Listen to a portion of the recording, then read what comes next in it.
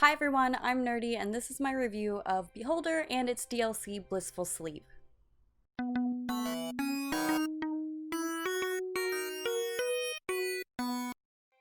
Beholder was released on November 9th, 2016, and Blissful Sleep, the DLC, was released on May 18th of 2017. It was developed by Warm Lamp Games and published by Alware Premium. It's a point-and-click strategy job simulator dystopian game that was inspired by the works of Orwell, Huxley, and Bradbury. In the base game we play as Carl, a family man with wife Anna, son Patrick, and daughter Maria. Carl has just been appointed by the state to be the landlord of an apartment building. However, Carl kinda has to do more than whatever it is a normal landlord gets to do. He's tasked with spying on the tenants and to report that information about them to the government. And he's expected to do this without getting caught. He obtains the information from listening to conversations, watching them via the surveillance cameras that he has to install in their fire alarms, asking their neighbors about them, and rooting through their things when they're not home. Then he must make reports on his tenants, even if it's not to have them arrested. The government just wants to know what everyone is into and actively doing, even if it's just cooking. It's no big deal, don't worry about it. Luckily for both Carl and Hector, they can spy and write up reports 24/7 due to the experimental drugs that the government gave them. They don't have to sleep anymore. However, as the game progresses, Carl is faced with a bunch of different financial walls, and he's gotta make some hard choices. In Blissful Sleep, we play as Hector Medina.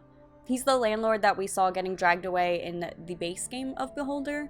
He has a cat named Order and a son that lives somewhere that you can't send him postcards to because it's literally just nowhere, I guess. The state has just initiated a new program for people 85 and older. It's euthanasia! No, not fun. Unfortunately for Hector, his paperwork was misfiled and the ministry believes that he is 85 years old. Hector has 14 days to get all of his affairs in order before he will be forcibly brought to the euthanasia center. He also still has to continue his work for the state until then.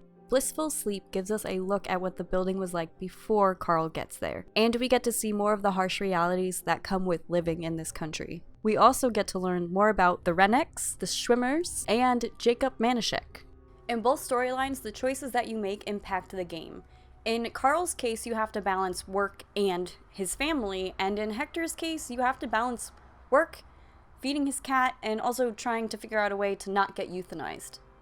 Each storyline also contains multiple different endings, so we have to strategize our choices if we want a good ending. When we gain information on illegal activities our tenants are doing, we often have the option to either turn them in or to blackmail them for more money. I say often because sometimes the storyline requires you to turn in a tenant. Blackmail will fetch you more cash, but can bite you in the ass later on, so beware of that. Each tenant has their own personality and motivations. Most of them just want to live their lives in the horrible state, and then there are also some who, maybe be starting a revolution. Moving tenants in requires both paying a $500 to fix up the apartment, even though you're like the handyman, why don't you just do it without paying someone, I guess, but whatever. And a story trigger. So even if you clean up all of the apartments at once, you still have to wait for a certain mission to be finished to move people in. I think this was done for the pacing of the game, or to not have you overwhelm yourself with tenants and missions at first, but I really would have liked to have my apartment building filled at all times. There are two different game modes, Government Elite, which is how the game is supposed to be played, and also Trainee, which is the easier mode. I mean, it's not super easy. Things are just cheaper and you make more money, but it's not a lot. But I personally wish there was an endless mode to this game because I would sink a stupid amount of hours into it. When you fail, you can start over again at the same save file. It loads out your most recent completed mission. One of my playthroughs got fucked because even when I restarted, the choices I had already made had put me on the trail for failure, and there was nothing I could do to change that. Super frustrating because I got really far and fuck. Each time you start from the beginning, you must watch the intro video, which after a couple of restarts gets old. However, the tutorial is optional, so that speeds things up just a bit. Some missions are timed, and the clock on the top left lets us know what time it is, so we can keep notes on what time tenants go to work and such. We can pause and fast forward time with the little buttons next to the clock. I wish there were hotkeys for those. I barely used them because they were just out of the way, and without the hotkeys, it kind of just felt clunky. There are 3 different tiers of surveillance cameras. Each one offers a different amount of visual space inside the apartments. You can replace any of the surveillance cameras at any time, and you can simply remove them as well. In each apartment, there are 4 fire alarms to install the cameras into. Installing the cameras takes a little bit of time, and the same goes for searching through tenants' things. Rummaging through the tenants' things allows us to take note what items they have, but along with that, you can also steal items or place items. Placing contraband can get them arrested, or you can blackmail them. If a tenant walks in on either of these things, all Hector or Carl has to do is apologize. Like, the first time I got caught, I was super stressed out that I was just gonna, get fired and fail and die and whatever, but it's literally like, oh, what are you doing here? Oh, just being your landlord, I guess. And then they're like, get out of here. And you're like, okay, yep. Don't tell anyone about it though, okay? Don't get suspicious about me.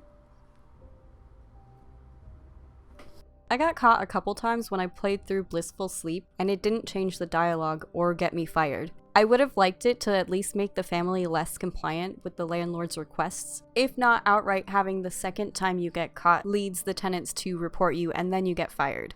At the desk in our basement home, we can profile, report, and blackmail tenants. The state will pay for new information on the tenants, which means we should always be filing everything we can about them. When a tenant breaks the law, we can turn them into the state, which gets them arrested and frees up a new apartment.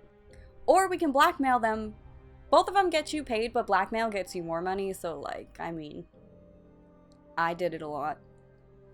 The state is constantly updating their laws and making different things illegal to do or have. While filing a report on a tenant or blackmailing a tenant, we must plug in the number of the rule and the date it was released, and the evidence of them breaking the law. If we mess this up on a report, we are charged $100, but if we mess it up for blackmail, the person will ignore it and you lose the evidence. The tabs on the right side of the screen are the tasks, the profiles, the government directives, the list of things that you've turned in, and also bills. The task tab keeps information on the missions you're currently on and on the ones you've already completed. It doesn't give you any good hints on getting some missions done though. Profile tabs list everyone that is currently living in the apartment building, and when you click on one of the tenants, you'll see all of the things you've learned about them in either the legal category or the illegal category. It also tells you which things you already have logged on them, which is super convenient. This is also the tab we'll use when profiling, blackmailing, or reporting on tenants. The Government Directive tab keeps us updated with the most recent laws, and this is our reference tab we use when we're reporting or blackmailing tenants. The next tab is this one that keeps a list of all the profiles. I don't quite remember the name of it as per my writing of the script and also then recording of the script because I forgot to look it up, sorry. It keeps the list of the profiles we've put in, the reports we've put in, and the action the tenant took after we blackmailed them. It also lets us know how much we made from each of these actions. The final tab is the Bills tab. This is the most underused tab. I barely noticed it. I honestly thought it was going to play a bigger role in the playthrough, but I think there was only 2 times that there was any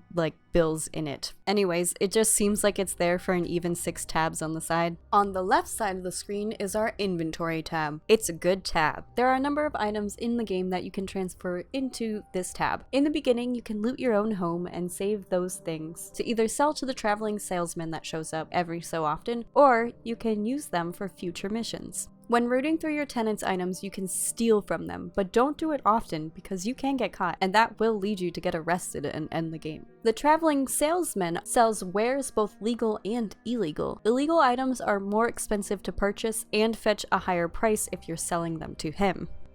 This man also has the ability to get big ticket items. You have to ask him for it, and then when he gets back the next day or whatever, I don't really know what the time intervals are with him leaving and coming back, but whenever he comes back, he'll have the item and you'll have to pay for it, and it's usually pretty freaking expensive. But just make sure that you talk to him and ask him about it if it's on a timed mission, because you could fail it if he doesn't, show up in time, obviously. The other items we can purchase with money are in the shopping cart. These 2 items are used to fix broken items in the apartment. But this isn't a huge thing. It happens rarely in a playthrough, which I thought was a little disappointing. I was hoping to fix more things.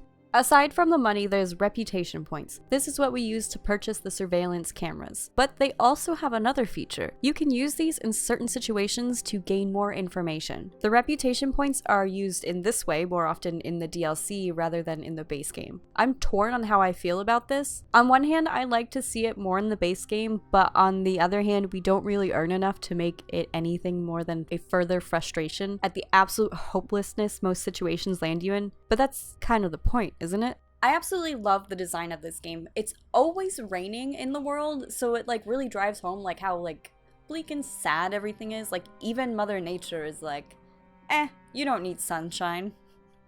The top floor of the apartment building is run down, and so are the apartments. Their walls show wear that hasn't been fixed in who knows how long, and the furniture in the apartments are run down, and the furniture in the apartments are worn out. Stuffing is sticking out of chairs, tables are being held up with tape, and the beds feature ratty bedclothes. None of the colors are bright, they're all subdued and worn out. This place is bleak, and the design of the items and color palette really drives that home. I adore the charcoal-like art design in the cutscenes. And the character designs in the game are great. The characters are black silhouettes with bright white eyes and white clothing highlights. They get a lot of information on a character across even before we talk with them. For example, Maria Shimmer. This tall, thin lady walks with a slouch and her eyes fixed on the ground. Just by this you can tell she's been through a lot. The background music plays on a loop until the police show up. Their presence triggers their theme song, and it's pretty intense, compared to the dulcet, albeit dismal music that plays normally. I thoroughly enjoyed all the music in Beholder. It was perfectly paired with the events of the game and the overall design of the game. Sad, bleak, little helpless sounding. Also, one of the songs in the game reminds me of something that I haven't been able to put my finger on, and it's driving me fucking crazy. If you could let me know in the comment section below if you know what it is, that would do me such a solid. Like, I'm losing it over here.